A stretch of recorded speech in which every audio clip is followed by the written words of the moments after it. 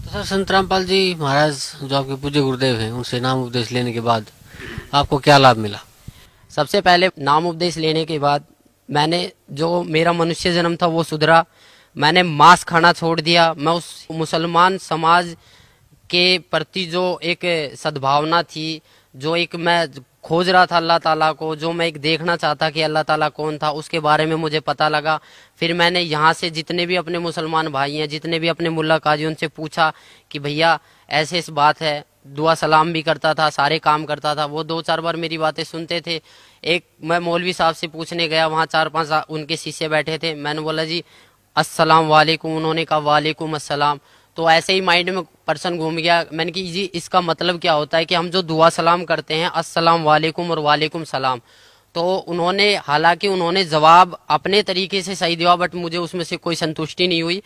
फिर मेरा दूसरा जो क्वेश्चन था, मैंने कि आप एक बात बताइए कि अल्लाह ताला, आप कहते हो कि अल्लाह ताला बेजून है, निराकार है, अल्लाह ताला दिखाई नहीं देता, अल्लाह ताला को पाने की कोई विधि? वो कहते हैं जी जकात निकालो। जकात का मतलब होता है कि अपना जो पैसा होता है उसको मालिक की राह में कुर्बान कर दो, मालिक की राह में दान कर दो। मैंने बोली जी कैसे दान करते हैं? बोला जी आप एक काम करो, जकात का मतलब होता है कि आप चावल में मांस बनवाइए और उसको गरीबों में बंटवाइए।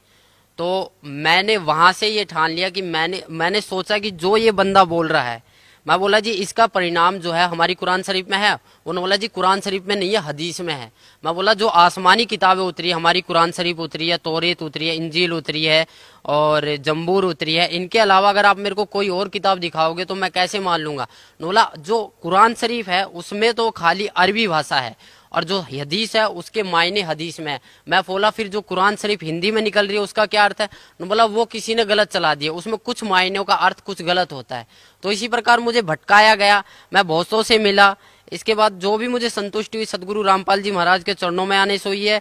और इसके अलावा किसी भी मुसलमान पंथ या किसी भी मुसलमान प्रवक्ता के पास ऐसा कोई भी मार्ग नहीं है। मैं खुद एक मुसलमान होके आप सभी भाई बहनों को ये बताना चाहता हूँ कि जितना भी मैंने नमाज पढ़े, मुझे पता है नमाज में क्या पढ़े। नियत बांधते हैं उस अल्लाह ताला के बारे में, फिर बोलते हैं सना सुबहानक अल्लाहुम्मा व बिहम्दिका व तबारक अस्मुका।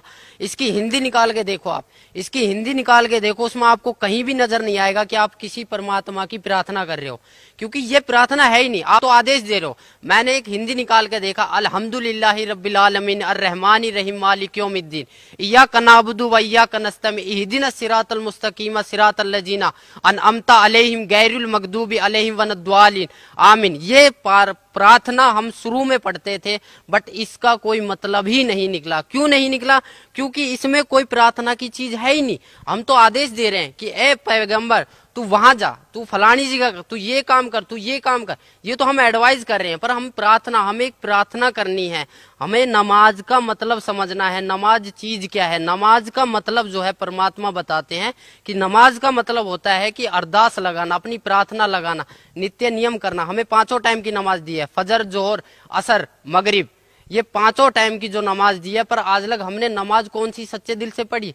कहीं भी हमें इस फजर की नमाज में जकात अलग हो जाती है, सुन्नत अलग हो जाती है, रकात अलग हो जाती है, कुछ भी अलग हो जाता है, पर परमात्मा तो एक है।